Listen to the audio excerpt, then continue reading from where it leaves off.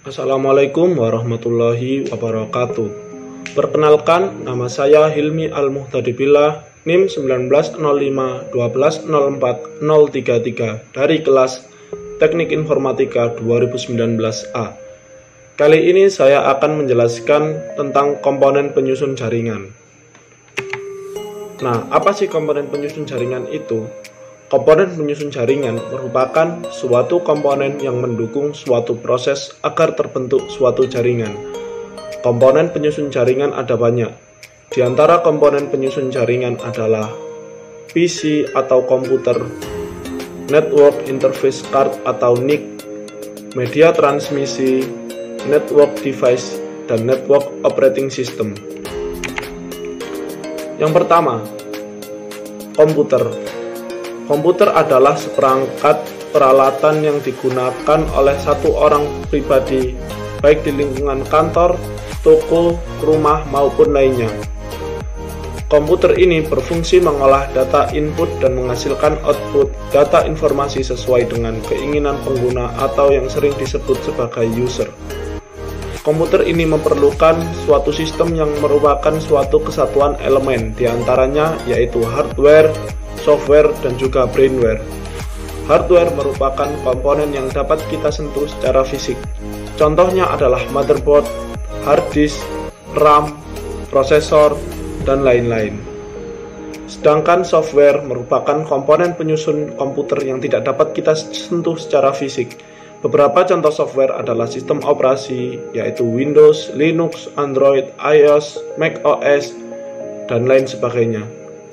Lalu ada software aplikasi seperti Microsoft Office, Adobe Photoshop, Paint. Tadi adalah contoh-contoh software yang merupakan komponen penyusun komputer juga. Selanjutnya ada brainware. Brainware merupakan perangkat yang menjalankan komputer tersebut. Contohnya mengetik surat menggunakan Office, orang yang mengedit foto menggunakan Adobe Photoshop. Di sisi lain, brainware adalah manusia yang mengoperasikan komputernya. Selanjutnya ada Network Interface Card atau NIC. NIC atau sering juga disebut adapter card adalah sebuah kartu elektronik yang dipasang pada semua komputer yang ingin dihubungkan pada suatu jaringan, termasuk komputer pada server maupun klien. NIC inilah yang berfungsi menghubungkan komputer-komputer pada suatu LAN dan mengizinkan semua komputer tersebut agar dapat saling berkomunikasi. Yang ketiga ada media transmisi. Media transmisi adalah media yang menghubungkan antara pengirim dan penerima informasi. Karena jarak yang jauh, maka data terlebih dahulu diubah menjadi kode atau isyarat. Dan kode atau isyarat inilah yang akan dimanipulasi dengan berbagai macam cara untuk diubah kembali menjadi data. Saat ini, media transmisi dibedakan menjadi dua, yaitu wired dan wireless.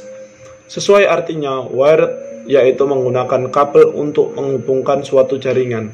Umumnya, kabel yang digunakan untuk jaringan komputer adalah kabel UTP atau Unshielded Twisted Pair. Kabel ini menggunakan tembaga sebagai bahan dasarnya tanpa pelindung. Sedangkan wireless memungkinkan device terhubung tanpa adanya kabel.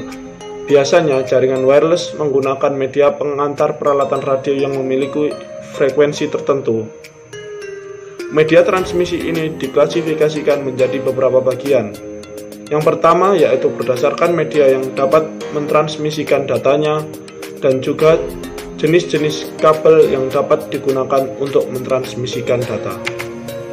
Yang pertama, media yang dapat digunakan untuk mentransmisikan data. Media yang dapat digunakan untuk mentransmisikan data yang pertama adalah chopper media atau media tembaga. Media tembaga merupakan semua media transmisi data yang terbuat dari bahan tembaga. Orang-orang biasa menyebut dengan nama kabel yang dikirim melalui kabel. Bentuknya adalah sinyal-sinyal listrik yang berupa tegangan atau arus digital. Media yang kedua adalah optik media.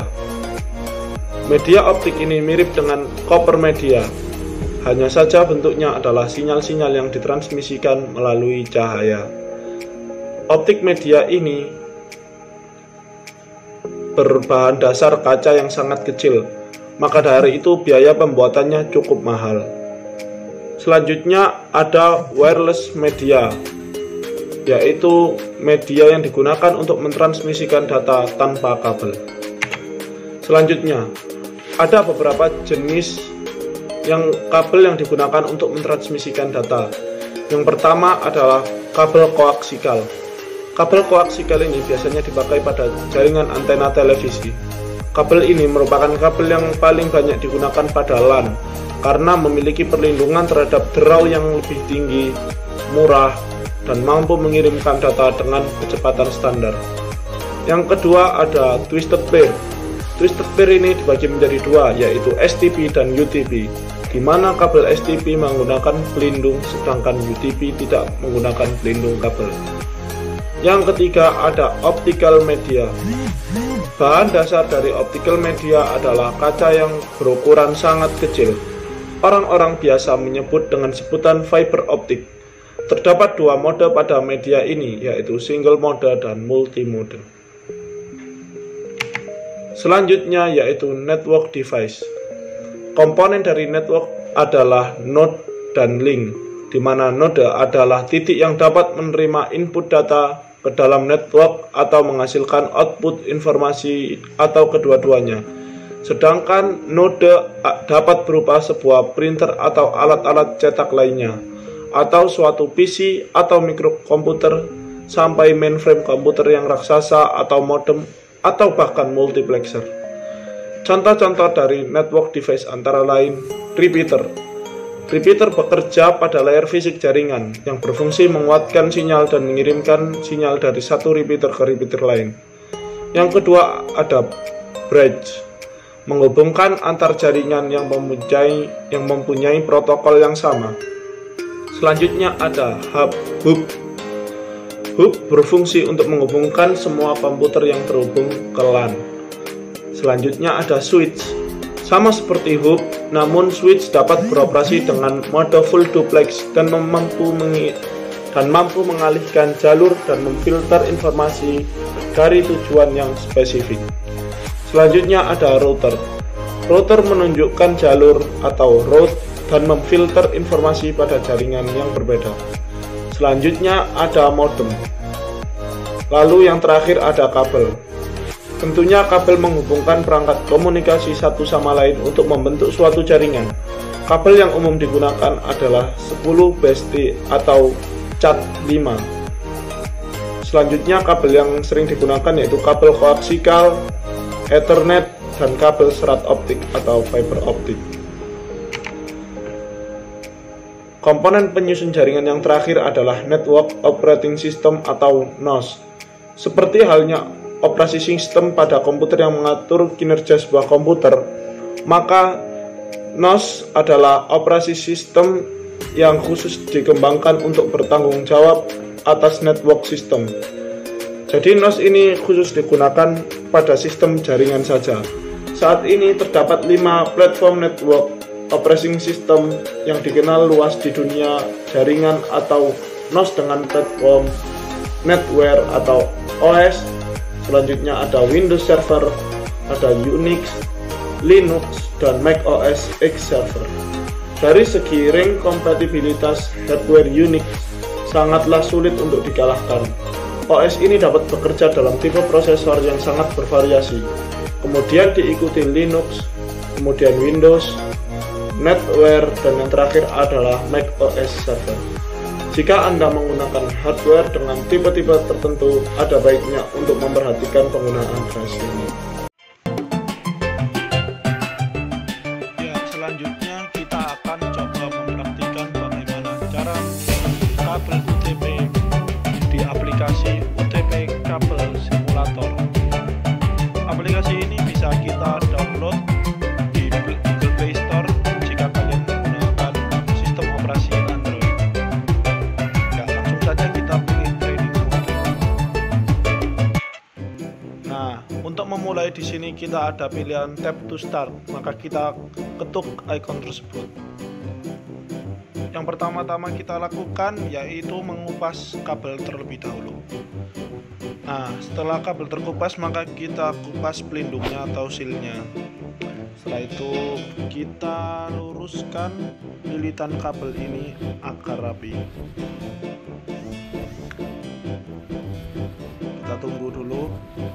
Nah, jika sudah rapi, maka tinggal kita urutkan pada susunan strike itu. Urutannya oranye putih terlebih dahulu. Oranye putih, selanjutnya adalah oranye, lalu ada hijau putih. Sebentar, kita tata terlebih dahulu. Hijau putih, setelah itu biru, lalu biru putih, lalu hijau, lalu coklat putih, lalu coklat. Nah, seperti ini. Kita kasih konektornya dahulu.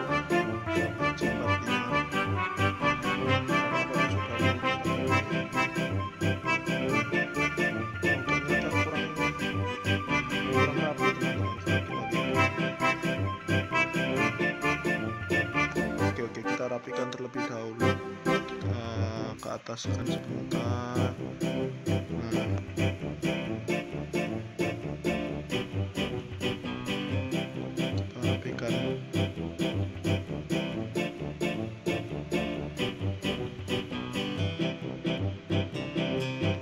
Kita coba lagi apakah sudah rapi. Nah, kita coba ya teman-teman, kita pipihkan menggunakan tools ini, lalu kita coba. Ya, ternyata berhasil. Di sini kita menggunakan urutan strike. Sekian tutorial pada aplikasi UTP Kabel Simulator. Terima kasih. Wassalamualaikum warahmatullahi wabarakatuh.